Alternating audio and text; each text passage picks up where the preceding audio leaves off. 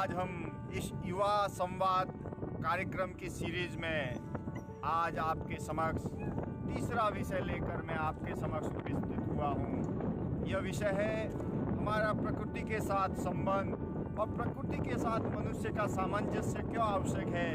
इसी विषय को लेकर मैं आज के इस वीडियो में आपसे चर्चा करने वाला हूँ। मैं आज आ पहुँचा हूँ माँ तापी की गोद में और माँ तापी के साथ आपके समक्ष बात करने के लिए उपस्थित हुआ हूँ। आज का हमारा विषय को लेकर हम जब चर्चा करते हैं तो हमारे मन में ये आता है कि पृथ्वी पर नभ, जल, आकाश, हर जगह जीव जंतु, पेड़ पौधे, मनुष्य सभी रहते हैं और इनके बीच में मनुष्य का क्या संबंध है। इस संबंध में आज हम आपसे बात करने वाले हैं। मनुष्य की एक बड़ी भूमिका इन सभी जीवों में अगर किसी की है तो मनुष्य की है। मनुष्य की भूमिका ये है कि वह सभी ये जीव जंतु, पेड़ पौधे, नदी नाले, पहाड़, पर्वत इत्यादि जो भी इस सृष्टि के रचयिता ने जिनको भी बनाया है, इन सब का रक्षण करने का दायित्व, इनका संरक्षण करने का दायित्व अगर किसी के पास है तो वो मनुष्य के पास है। और वो मनुष्य की क्षमता भी है, मनुष्य की सामर्थ्य भी है कि इस प्रकृति की रक्षा करे और उसकी एक रक्षण की भूमिका में है। और एक रक्षक की भूमिका होने के नाते उसका ये दायित्व भी बनता है।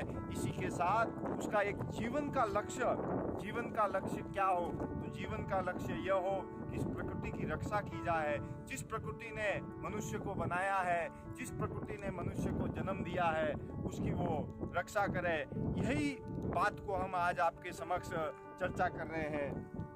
मनुष्य की यह प्रकृति रही है कि वह वर्तमान में जितने भी जीव जंतु हैं उनकी तो रक्षा करे ही, लेकिन जो भविष्य की में जो आने वाले हैं उनके लिए भी एक अच्छा वातावरण निर्माण करने का दायित्व ये मनुष्य के पास है।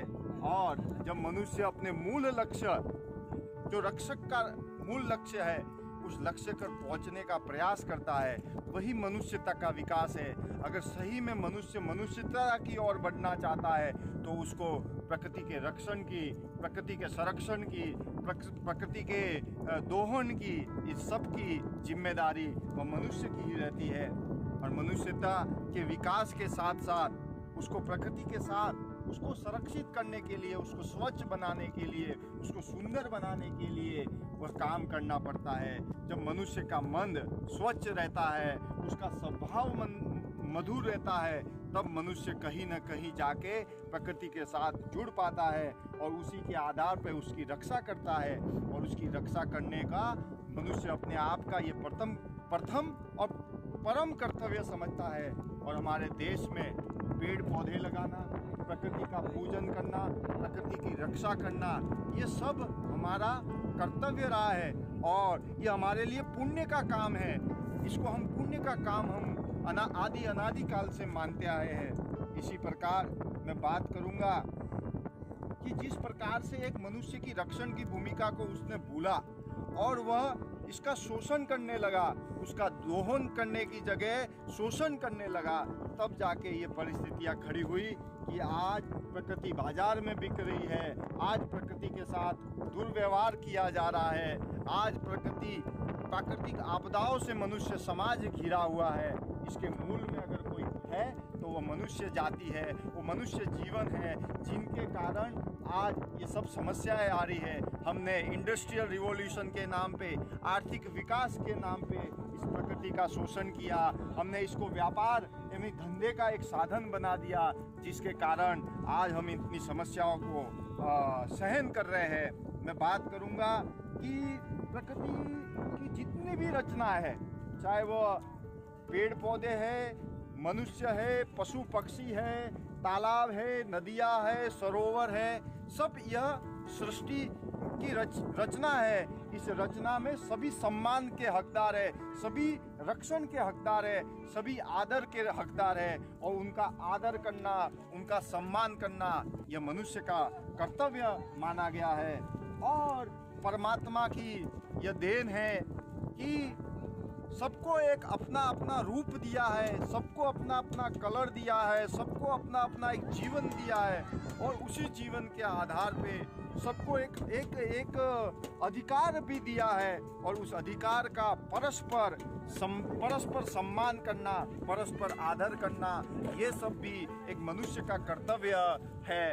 और इसी कर्तव्य को निभाने के लिए हमेशा प्रकृति आह्वान करती है कि मनुष्य अपने परम कर्तव्य की ओर बढ़े और अपनी जिंदगी, अपना जीवन, अपना जो भी समय इस धरती पर गुजारने को मिला है उसको पुण्यशाली बनाए, उसको वैभवशाली बनाए। इस प्रकार की अपेक्षा प्रकृति ने हमेशा रखी है।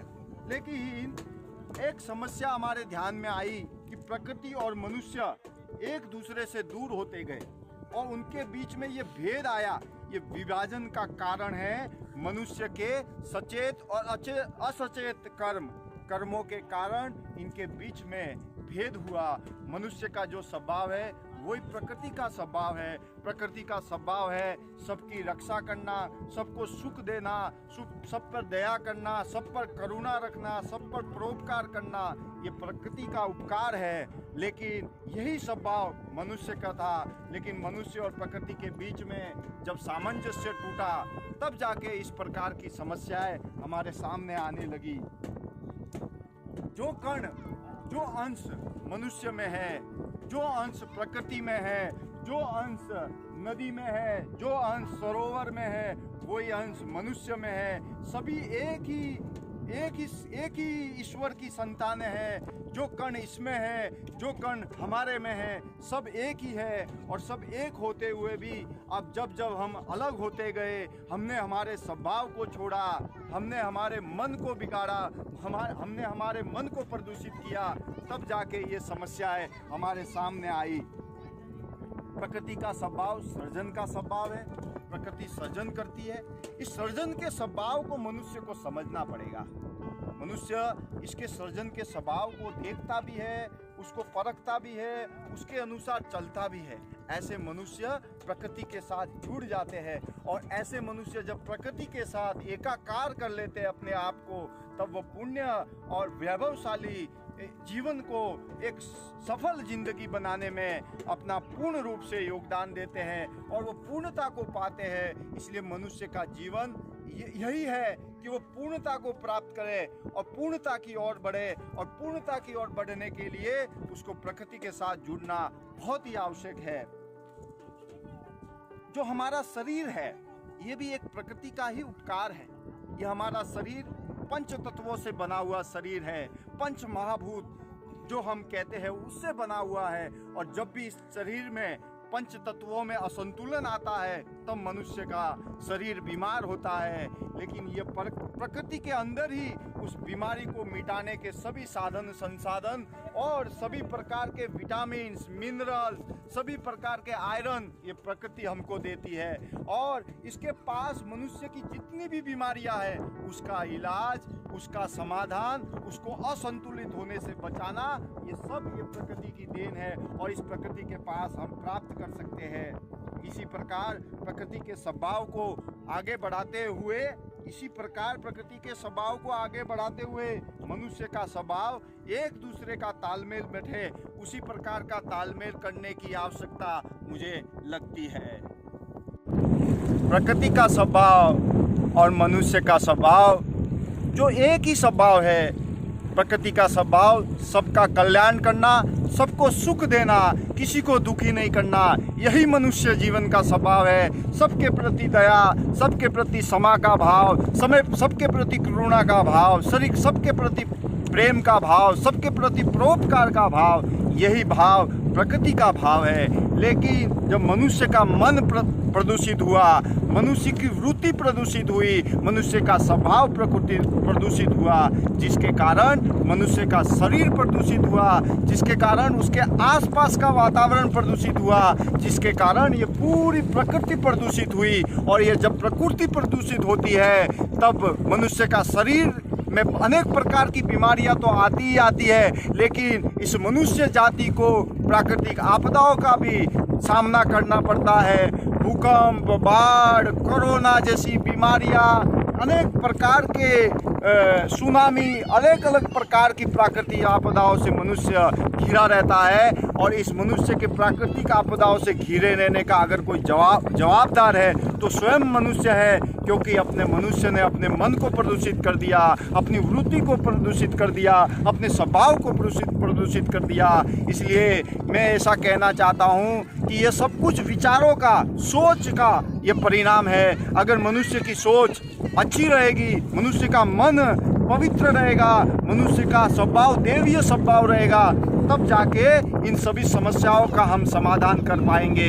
इसलिए मैं इस प्रकार के बात से मैं ये कहना चाहता हूँ कि प्रकृति के साथ जुड़िए, प्रकृति के स्वभाव को समझिए, प्रकृति की सृजन शक्ति को समझिए, प्रकृति के साथ सामंजस्य बिठाइए, तभी जब हम जाके आगे हम इन समस्याओं का समाधान कर पाएंगे। जब मनुष्य का स्वभाव प्रकृति के स्वभाव से मिलता जुलता था, उससे जब तालमेल बिठाता था, उससे सामंजस्य बिठाता था, तो प्रकृति भी सुखी थी, मनुष्य जीवन भी सुखी थी, सृष्टि पूरी सुखी थी। लेकिन जब मनुष्य ने अपने देवीय व्यवहार को बदल के आसुरी व्यवहार करने लगा, जब मनुष्य के क्रोध, मोह, माया इसमें जब पड़ गया, जब मनुष्य प्रकृति को एक बाजारू सामान समझ लिया, उसको बाजार की एक वस्तु समझ लिया, तब जाके ये समस्या हमारे सामने आई।